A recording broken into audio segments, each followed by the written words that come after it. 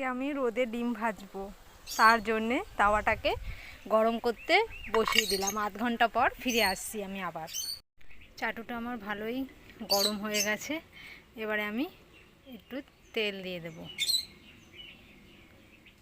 তেলটা দিয়ে আমি আবারও আধ ঘন্টা রেখে দেবো। আধ ঘন্টা পর আবার ফিরে আসছি।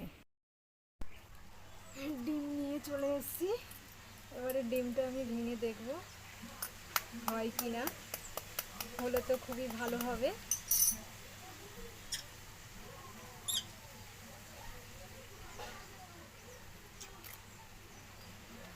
বাহ, ফুটছে। বাহ, দারুণ হয়েছে।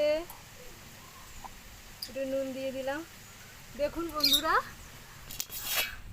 আমি করছি। ডিমটা সাদা হয়ে এসছে। বাহ, কত সুন্দর। বাবু দেখে যা একবার।